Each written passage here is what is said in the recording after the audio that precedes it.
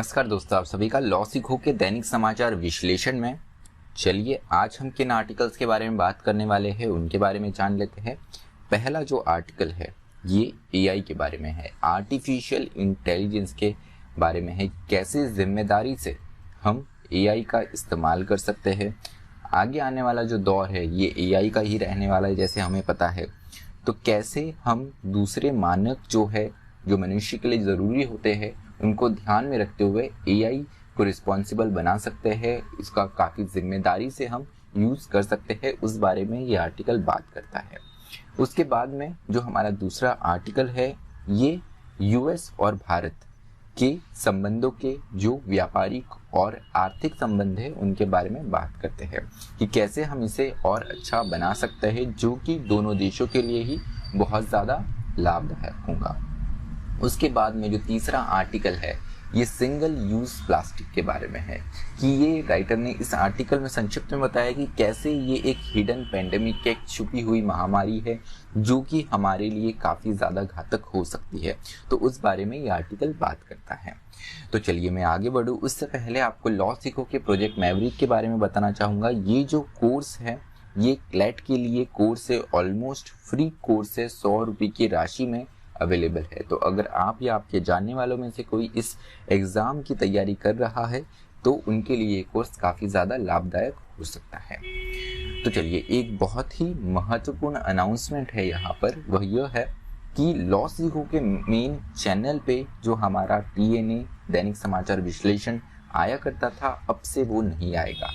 तो ये आना बंद नहीं होने वाला है, ये आएगा, लेकिन उसके लिए आपको लॉ सीखो के judiciary test prep group prep channel या Law Sikho CLAT prep channel या लॉ सीखो हिंदी चैनल, अगर आप सिर्फ हिंदी विश्लेषण देखते हैं तो इन पर जा सकते हैं। तो आप इनमें से जो भी चैनल चाहते हैं सब्सक्राइब कर सकते हैं, चाहे तो आप तीनों चैनल भी सब्सक्राइब कर सकते हैं।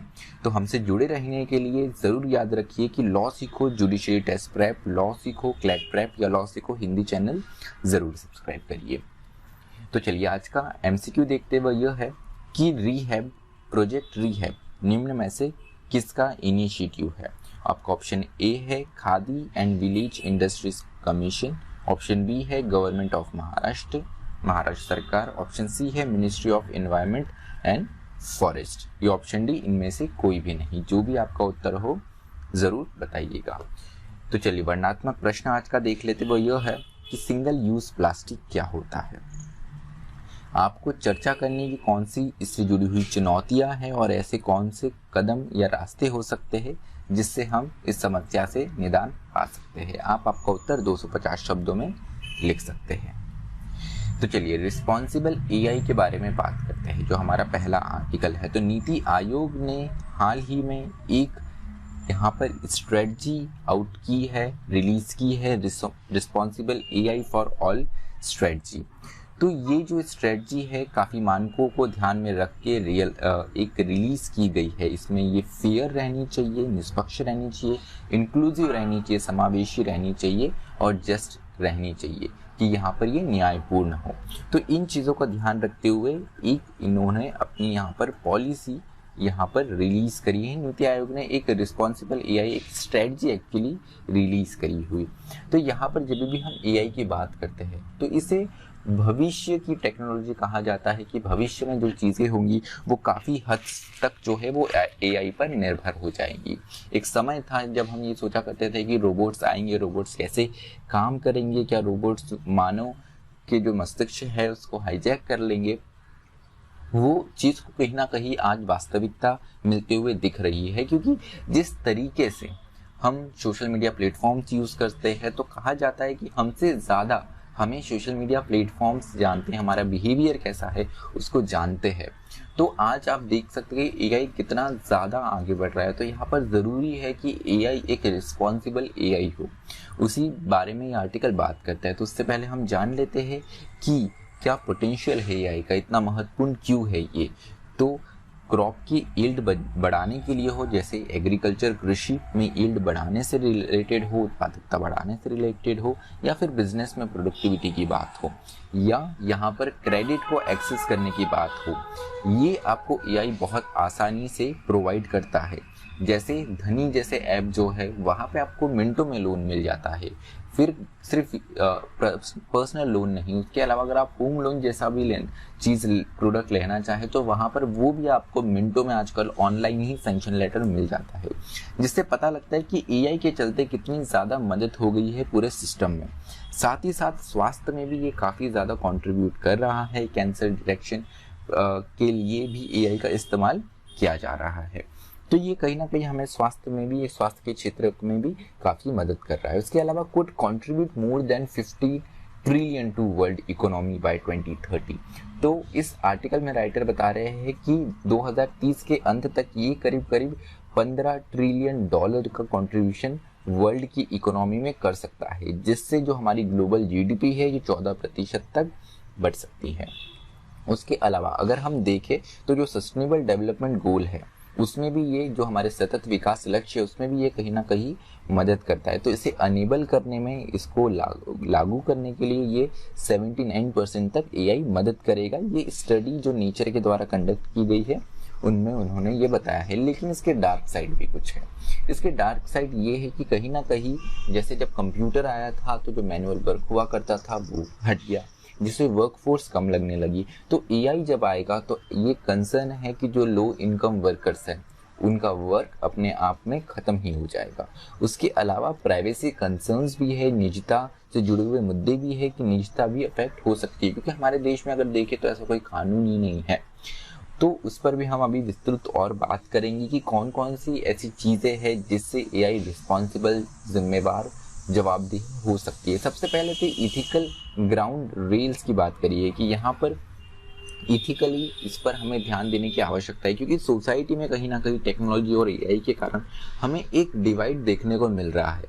जो डिवाइड सोसाइटी के लिए, ऐसे सोसाइटी काफ़ी ज़्यादा खराब हो सकता है। उसके अलावा इसने बहुत सारे बायसेस को भी जन्म दिया है टेक्नोलॉजी ने, एआई को, जो अभी तक हम देख रहे हैं। उसके अलावा both government and AI technology companies should solve the challenges through self regulation. तो यहाँ पर जैसे हमने अभी देखा कि ओटीटी प्लेटफॉर्म और डिजिटल प्लेटफॉर्म्स के लिए यहाँ पर एक रेगुलेशन लेकर आई है गवर्नमेंट की, आप अपनी स्वयं की गाइडलाइन फॉर्म कीजिए। तो ऐसे कदम हमें उठाने की आवश्यकता है। अभी जब हमारा मार्केट, डिजिटल मार्केट इतना ज़्यादा बढ़ गया, उसके बाद में हम अभी विचार कर रहे हैं कि ऐसे कोई गाइडलाइंस आए, तो एआई अभी और इवॉल्व होना बचा है। इसके इवॉल्व होने के पहले ही, इसके इंट्रोड्यूस होने के पहले कि हमारी लाइफ कोई ड्रास्टिकली प्रभाव में डाले, उससे पहले ही हमारे पास में यहाँ पर सेल्फ रेगुलेशन जो है एक मैकेनिज्म तैयार होना ज़रूरी है। उसके अलावा develop broad based ethical principle, culture and codes of conduct. तो यहाँ पर इथिकल प्रिंसिपल तैयार करने की आवश्यकता, एक कल्चर, एक पूरी परंपरा स्टैब्लिश करने की आवश्यकता है। उसके अलावा आपका कोड ऑफ कंडक्ट जो है, किस तरीके से आप इस टेक्नोलॉजी का यूज़ करेंगे कि मानव को ज़्यादा प्रभाव इससे नहीं पड़े, उस हिसाब से भी आपको आपका कोड ऑफ कंडक्ट तैयार करने की आवश्यकता है। उसके अलावा UN secretary general road map on digital cooperation की बात करें तो यहाँ पर इन्होंने भी कहा है कि एआई ऐसा आना चाहिए जो कि ट्रस्ट वर्दी हो, जिस पे सब विश्वास रख सके, ये ह्यूमन राइट बेस्ड हो, कि मानव जो अधिकार है उन पर ये निर्भर, मानव अधिकार का ये हनन ना करे। उसके अलावा ये सेफ हो, सस्टेनेबल हो, सतत हो। उसके अलावा ये शांतिपूर्ण रहे कि इससे कोई हमारे समाज में अराजकता न फैले। तो चलिए, अगर हम रिस्पॉन्सिबल एआई के प्रिंसिपल की बात करें तो वहाँ पे फेयरनेस होना चाहिए, ट्रांसपेरेंसी होना चाहिए, रिलायबिलिटी सुरक्षित होना चाहिए, प्राइवेसी होनी चाहिए, निजता का ध्यान रखना चाहिए, साथ ही सुरक्षित हो, अकाउंटेबल, जवाबदेह हो, इंक्लूसिव हो, समावेशी हो। तो ये कुछ एक ब्रॉड प्रिंसिपल्स है जो हमें ध्यान में रखने की आवश्यकता है जब भी हम रिस्पॉन्सिबल एआई की बात करें।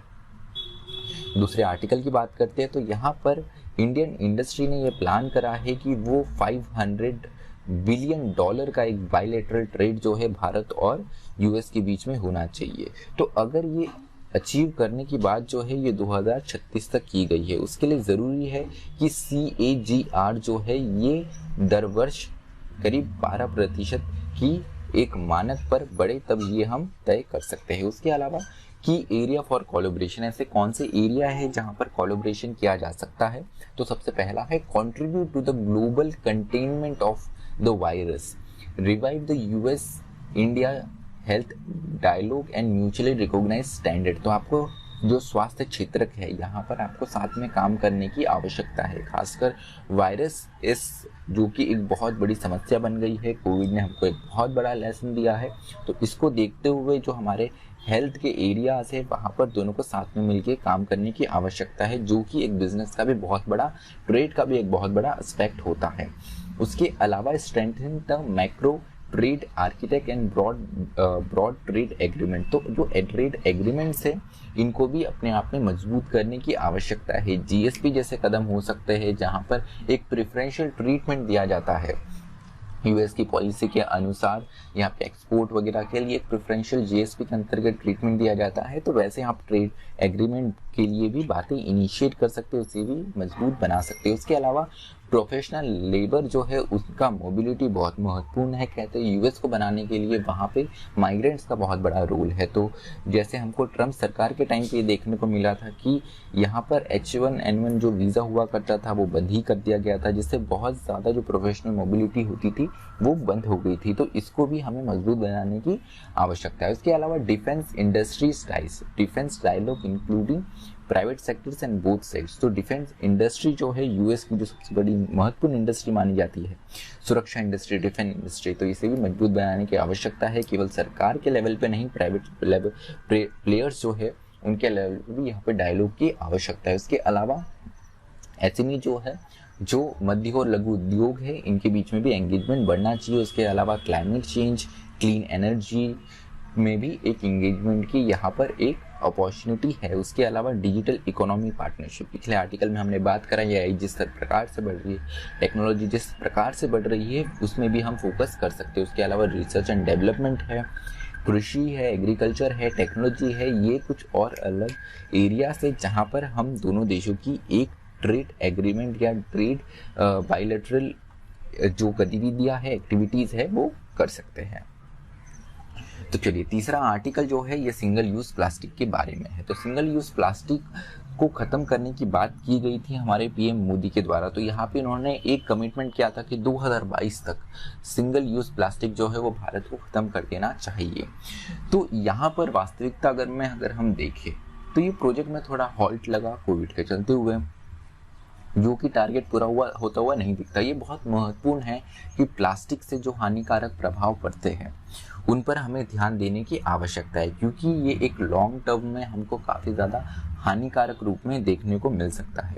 यहाँ पे प्रोजेक्ट काउंटर मेजर जैसे जो प्रोजेक्ट है जो कि नेशनल ज्योग्राफी के द्वारा चलाया गया है, जिसमें C2 सोर्स गंगेस की बात की गई है, जिसमें भारत और बांग्लादेश को साथ में लाकर जो गंगा रिवर का बेसिन है इसको साफ किया जाए, प्लास्टिक मुक्त किया जाए की बात की गई है। यहाँ पर इनके द्वारा एक स्टडी, होलिस्टिक स्टडी की गई है जिसमें काफ़ी ज़्यादा नेगेटिव चीज़ें देखने को मिली है। तो चलिए थोड़ी चर्चा करते हैं कि कैसे हम इससे निदान पा सकते हैं और ये कैसे पॉल्यूशन बढ़ रहा है और अभी इस पैंडेमिक के दौर में ये कैसे एक बहुत बड़ा कंसर्न रहा। तो अगर देखें the plastic halted all prevention and elimination programme. तो यहाँ पर जैसे मैंने कोविड के दौर में बताया कि सारा हमारा फोकस जो है वो हेल्थ केयर सिस्टम पे डाइवर्ट हो गया। तो यहाँ पर जो प्लास्टिक को ख़त्म करने की बात की गई थी, जो पूरा प्रोग्राम था वो कहीं ना कहीं अपने आप में हॉल्ट हो गया, रुक गया थोड़े समय के लिए। तो ज़रूरत है कि हम वापस इसे पुनः उस स्पेस में लेकर आए। उसके अलावा प्लास्टिक का यूज़ बहुत बढ़ गया, मास्क हो, सैनिटाइजर बॉटल्स हो, पर्सनल प्रोटेक्टिव इक्विपमेंट्स हो, फूड पैकेजिंग हो या वाटर बॉटल्स हो। अगर आप आज रेस्टोरेंट में जाते हो तो बहुत सारे रेस्टोरेंट तो ऐसे हो गए जहाँ पर आपको वाटर की जगह सिर्फ एक बिस्लरी की बॉटल जो है वो सर्व की जाती है, क्योंकि वहाँ पर इन्फेक्शन को मिनिमाइज करना है। तो ऐसा काफ़ी ज़्यादा प्लास्टिक का यूज़ जो है वो कोविड में हमको बढ़ता हुआ दिखा, जो एक बड़ा कंसर्न है। उसके अलावा only 9% of all over plastic अभी तक जो जितना भी हमारे वर्ल्ड में प्लास्टिक है उसका केवल 9% ही जो है वो अभी तक रिसाइकल हो पाया है। उसके अलावा 79% प्लास्टिक जो है वो हमारी लैंड फील्ड्स में है, जो कचरे के ढेर लगे हुए रहते हैं उसमें कहीं ना कहीं है, या वो इधर उधर जमीन पे ही फैला हुआ है, जो कि हमारी मृदा में भी एक पॉल्यूशन फैला रहा है। उसके अलावा स्टेप्स नीडेड, तो कौन कौन से स्टेप उठाए जा सकते हैं? सबसे पहला, ensure waste collection is same pace as waste generation. तो वेस्ट जनरेशन जिस पेस पर हो रहा है, जिस गति पे हो रहा है, उस गति पे हमको जरूरत है कि हम वेस्ट का कलेक्शन भी करें। उसके अलावा segregate waste and used plastic early in the waste to value cycle. तो यहाँ पर सेग्रीगेशन जो है वो बहुत ज़्यादा महत्वपूर्ण हो जाता है। सेग्रीगेशन करने के बाद में ही आप एक वैल्यू साइकिल में प्लास्टिक को डाल सकते हैं। उसके अलावा अल्टरनेटिव मेथड्स जो है वो भी आप निजात पा सकते हैं। ऐसी कौन से अल्टरनेटिव वेज है जिससे हम प्लास्टिक का यूज़ कम कर सकते हैं? बहुत सारी जगह हमें ये न्यूज़ देखने को मिलती है। जैसे कल ही हाल ही में एक जगह एक जो रिसर्चर्स थे उनके द्वारा ये इन्वेंट किया गया कि किस तरीके से हम जो फिश का वेस्ट है उससे भी प्लास्टिक बना सकते हैं। सोया से भी प्लास्टिक बनाने की बात की गई है। तो ऐसा प्लास्टिक भी हम अल्टरनेटिव मीन्स तैयार कर सकते हैं। उसके अलावा consider plastic pollution as a society wide problem. तो यहाँ पर सबसे पहले आपको ये समझना जरूरी है कि प्लास्टिक जो है ये एक पॉल्यूशन है, एक प्रदूषण है। ये केवल एक इंडिविजुअल प्रॉब्लम नहीं है, ये हमारी society at a large level वाली प्रॉब्लम है। तो इसको एड्रेस करना और इसको एक्नॉलेज करना भी बहुत ज़्यादा ज़रूरी है। तो अगर हम भारत में देखें तो एक बहुत महत्वपूर्ण तथ्य है कि 11 किलो जो है average annual per capita consumption होता है प्लास्टिक का। मतलब प्रति व्यक्ति 11 किलो वो एक वर्ष में प्लास्टिक का यूज़ करते हैं। तो इससे समझ सकते हैं कितना ज़्यादा प्लास्टिक का हम यहाँ पर कंजम्पशन कर रहे हैं। तो चलिए, आज का जो हमारा विश्लेषण है वो यही समाप्त होता है। अगर आपको इस वीडियो की PDF चाहिए तो आप हमारे टेलीग्राम चैनल से डाउनलोड कर सकते हैं। उसके अलावा अधिक जानकारी के लिए लॉ सीखो की वेबसाइट भी विजिट कर सकते हैं आप। इसी तरह पढ़ते रहिए, मेहनत करते रहिए। धन्यवाद।